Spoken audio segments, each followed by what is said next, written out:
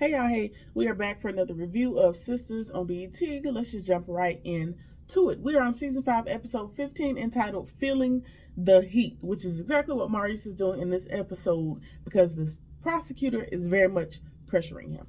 So let's jump into it. Maurice is giving the prosecutor pushback, on signing a little snitch document, and he offers to show him some document that Sabrina signed. And Maurice is not believing it. He's standing 10 toes down. He ain't believing nothing that the guy's telling him. He claims that he also has a video of Sabrina signing the document, and Maurice is like, well, how do I know that document? So basically just calling the prosecutor's bluff on everything.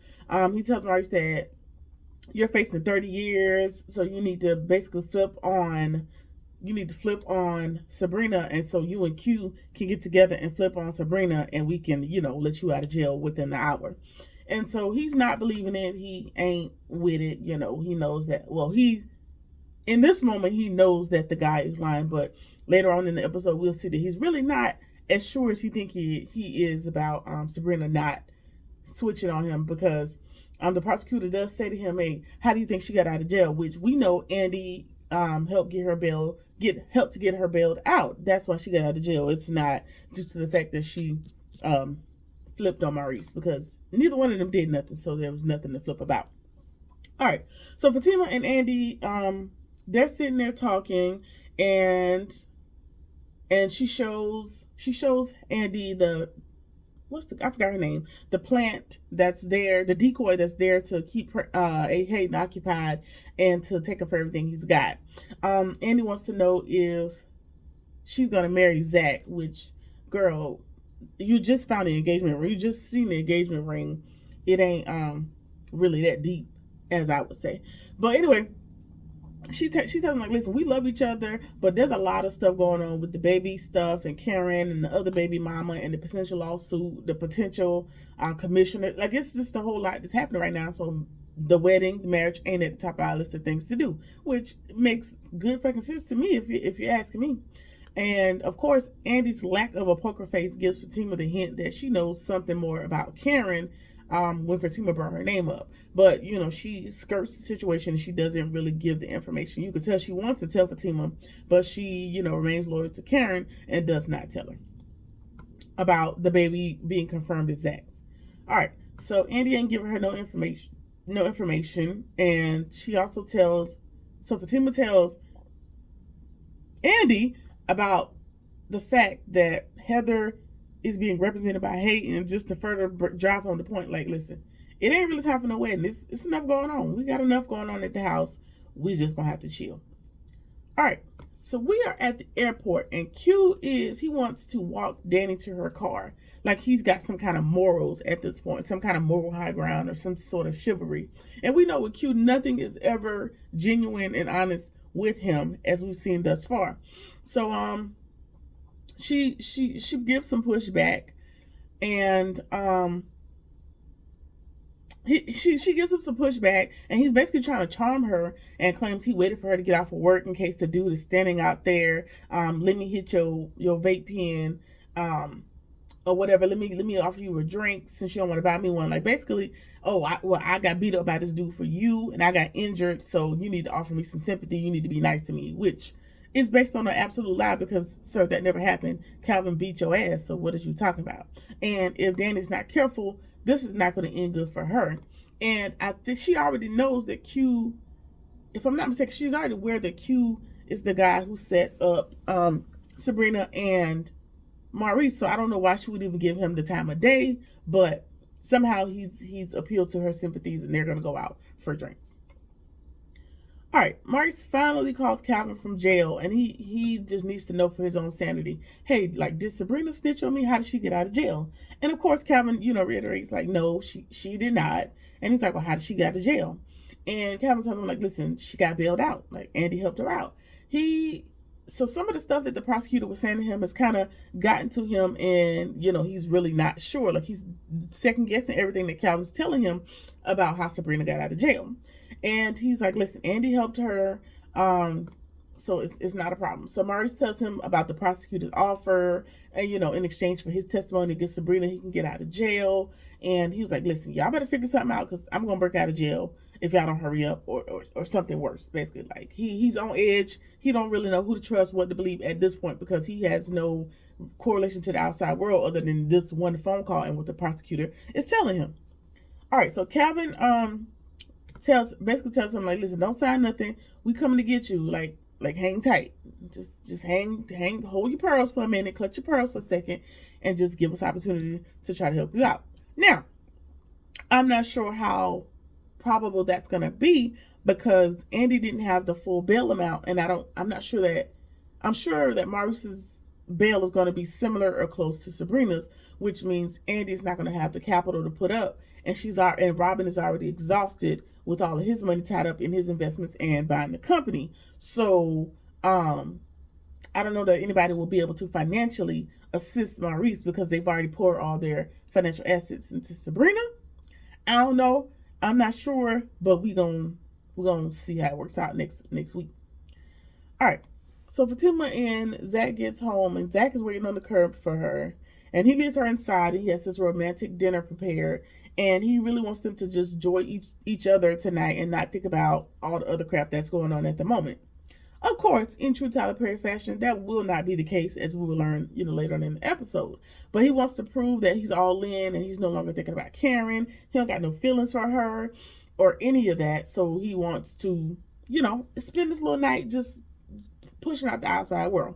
And he also offers, to further prove to Fatima that he's all in by them going to the courthouse and getting hitched immediately, because he's just so inundated and so infatuated and so in love with her that he wants to get married immediately. And Karen is like, hold on, Playboy, we ain't quite there yet, so let's just not do that. I don't want to do it like that. Like, I want to have, the fairy tale that everybody imagines or thinks they want. And she also tells him, like, listen, we need to talk to Karen, and we need to do it tonight.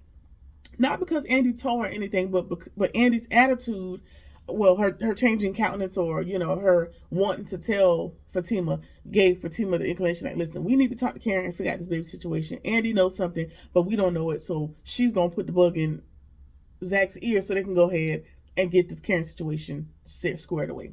So she's going to insist that he calls her tonight, not only her, but potentially Heather tonight, so we can get everything squared away. I don't know why they're doing all this back and forth calling phone tag situation, because Heather's already been proven to be, him to be Heather's baby's daddy, so it ain't really much conversation they can talk about other than figuring out how to do this outside of the legal system, possibly. It's actually dark outside, so I don't know if that y'all gonna hash this out tonight, but we're gonna go with the storyline. Same for Karen. The only thing, the new revelation is gonna be found out that you are actually the baby's daddy, hopefully, because in the projections for next episode, she's gonna see that the house is decorated, and she's still mad about it. She's still upset about, losing Zach and him becoming a better person. And now she stumbles across the engagement ring, so she really about to lose her shit, when just last episode, the exercise that her mama had her do had all of this, she was fine with everything. Now she done backslid yet again. All right. So Sabrina is at the shop, and Karen is done putting Sabrina's faux locks back in. And Pam, asks her, like, where were you at? Why did your hair change abruptly or whatever? And, we know Sabrina is still traumatized from the intake process of being in jail. So she kind of rushes. She rushes out without answering. And Pam is not minding her damn business as usual. Girl, you would have been fired by now, because you just insist on not minding your business when I'm telling you to mind your business, is what I'm saying. You are an employee. You're not a part of the crew. You're not in the SISTAS circle, so I need you to relax. Moving right along. Zach calls Karen while she's still at the shop, and he wants to meet at his house and talk about the baby. And so she's going to stop by there before she goes to Andy's, because she already has a pre-existing appointment with the girls. She's going to stop by. They're going to hash it out real quick, and they're going to keep going. Sure, we'll do that. Karen calls Andy immediately and asks, if she told. Of course she didn't. And it seems strange that they're asking her over. I mean, they've been doing everything they can to get away from Karen, and now they want her to come to their humble abode to talk about whatever it is they want to talk about. So now Andy wants to also be there. So this is snowballed into an intimate dinner between Fatima to Zach. Now it's Fatima, Zach, Karen, and Andy all talking about whatever they need to talk about 9 o'clock at night. Annoying, I know. Now, Andy wants to also be there. She insists that she has to come. And then Andy calls Fatima and asks her, like, hey, what's really going on? And Fatima's like, nothing. Like, we just want to talk to her. And so she's like, listen, I know both of y'all, so I'm going to be there, I guess, to be mediator, I guess, whatever Andy's objective is there with her scary self. She really not going to bust a grape, but I guess she wants to be in the mix, to keep things cordial, because we know Karen, flies out the handle, and Fatima got a few homicidal tendencies, so she gonna be the middleman in this situation. All right, so Q and Danny, they're out having drinks after they gotten off of work, and he's still putting in overtime, like trying to garner sympathy, trying to go home with this girl, trying to get her drunk, like just being a freaking scammer as he is. And she still doesn't believe his story, about the dude, him getting into the fight with the guy or whatever, and him defending her honor or whatever lie he's telling. She ain't buying it really. And she's asking him, like, why are you pushing up so hard on me? And he just wants to be a chivalrous guy. He just wants to be nice, whatever. And he offers to come over to her house, and that's definitely not going to happen, because she's already learned her lesson about allowing strangers back into her home, her apartment, or whatever. So it's not going to happen. So she gets out of Dodge, and now she's got to go get prepared to hang out with the girls. I don't know what the benefit of Q trying to get in good with Danny. I don't know if that's just a added bonus because you've already screwed over Sabrina and Maurice, or there's a grander scheme there. Because I can see you having to get in good with Maurice so you can rob the bank, and getting in good with Calvin so you can stay at the apartment just long enough to execute, the takedown of Sabrina and Maurice. But what role, I'm not really sure what role Danny plays in the scheme that is Q. I'm not sure, but I'm sure it'll come up at some point. All right. Moving right along. Hayden is talking to the decoy. I forgot her name. Tamara.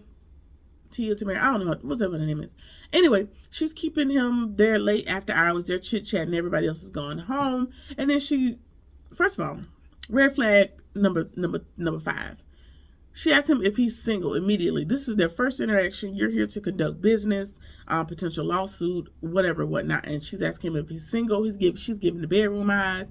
She batting her eyelashes and blah, blah, blah. Oh, why are you not married already? You should have been snatched up. Just paying him compliments and calling him sexy. I wanted to puke. But anyway, just landed on real thick, and she asked him out, to get some drinks, and then they're going to go back to her house. Now, not sure if they're going back to her house or to a hotel, because she told Fatima that she's going to take him to a hotel. So maybe she's going to redirect so he doesn't get to go to her house and take him to a hotel so she can rock his world. Sure. We'll go with that. Hopefully he doesn't, he seems to be a pretty crafty, cunning little short piece of thing. So hopefully he don't catch on and ruin the plan, because I'm invested in seeing him just curl up in a ball and die, because he's annoying. All right. Preston is there at Danny's apartment when she gets home, and she asks him, what did you do all day? He gives the corniest answer, just sat here thinking about you. Preston, please. And she was like, you ain't thinking about that girl you was finna propose to? That's what Danny asked him. Like, listen, you appreciate you thinking about me, but you want to think about that girl you was finna marry last week? Whatever. And he doesn't clarify the answer or anything, but he does say, hey, the landlord was asking about you. She was asking if you were okay. She told me that you hit somebody with your car. First of all, landlord, stop telling my business. Because first of all, I think this is the same landlord that's the let Preston into Danny's apartment, because he doesn't have a key on at least one other occasion in the series. So this landlord is getting on my nerves, and it's giving very much Karen or Bethany. It's giving one of those people, because mind your business. If he wasn't here, if you knew somebody had DDT my ass in this apartment, it wasn't your business to spread. Shut up and mind your business. Sorry, I digress. Anyway, and she wanted to see if Danny was okay, and she tells Preston, like, she hit somebody with her car, and I just want to make sure she's all right. And she tells Preston, like, okay, it's not a big deal. I don't want to get into it right now. I got to get ready to go see the girls. I just don't want to talk about it. And he tells her, like, whatever it is, I'm here for you. And that's pretty much as far as you're going to get tonight, as far as getting answers. So, he's going to leave that alone.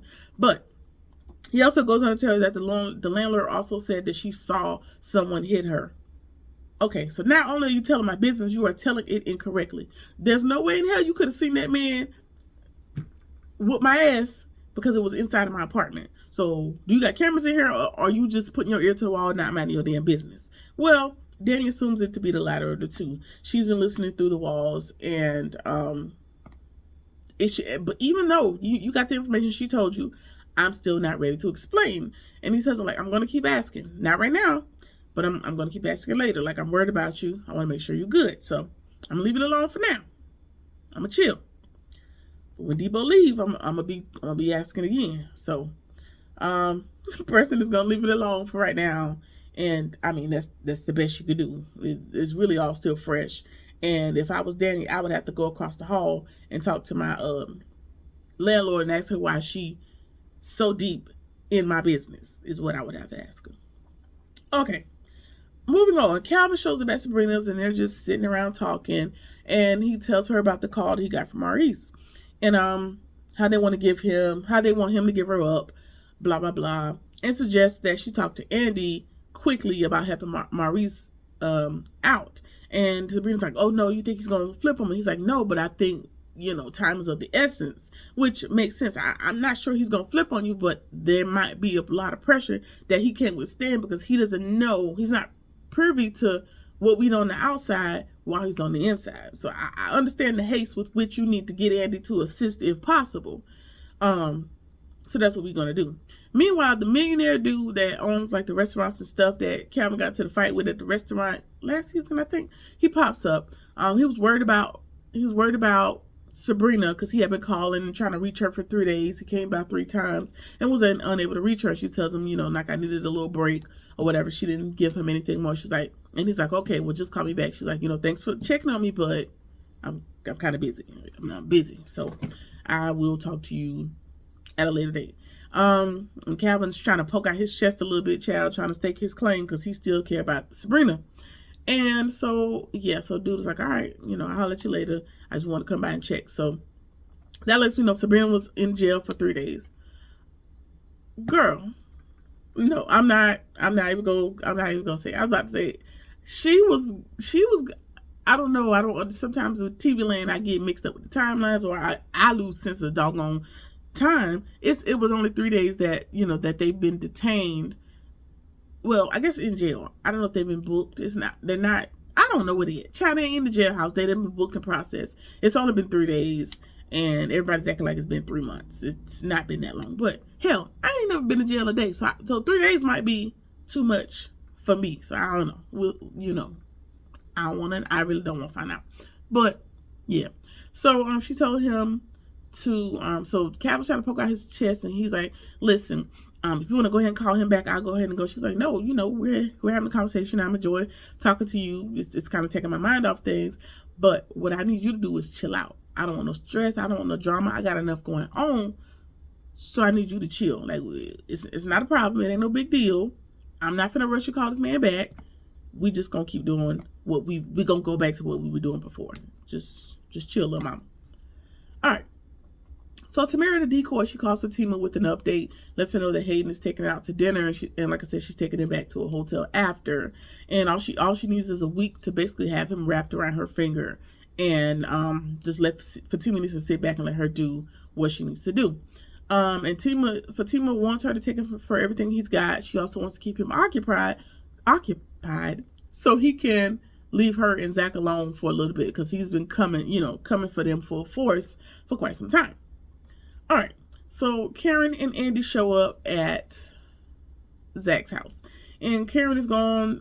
She was like, Andy, are you sure you didn't tell him? No, girl, I promise you, I ain't told him. All right, and Karen gets around like, listen, I'm gonna tell them anyway, so it don't really matter if you don't tell them. I'm telling them the information tonight they need to know. And Andy suggests Karen leave her purse in the car. She's like, girl, for what? Like, I'm just going here to talk. Karen, It sounds nice in theory, but we all know you got a history flying off the handle, especially when it comes to Zach. So it may be a good idea to leave your purse in the bag. Why are we leaving our purse in the bag? In the car? Because we know that Karen keeps that thing on her. She keeps that fire on her, and we just don't want no incidents. We really don't want that going on. So now everybody's just sitting in the house all awkward, just all mashed up on these couches together looking crazy. And now it's time for the big conversation.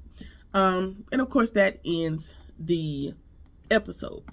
In the projections for next week, Karen is pissed. Like I said, she's found out about the engagement, and so now that's probably going to deter her from giving the information, or that's going to be her little one-up, like, hey, gotcha, bitch. Yeah, you got engaged, but I'm his baby mama. That's giving what Karen is going to be on when she realizes that they're engaged next episode. Also, Heather is coming for Zach real hard. I think he gets served, so that's going to be another battle that him and Fatima have to fight before they even can finish decorating the house at this point. All right, this episode was a lot. It was jam packed. There's a lot going on. We already know who the baby daddy is finally, so we don't have to keep talking about that. Now we just gonna have to keep talking about Karen probably holding this baby hostage from Zach, I'm sure, in the seasons to come.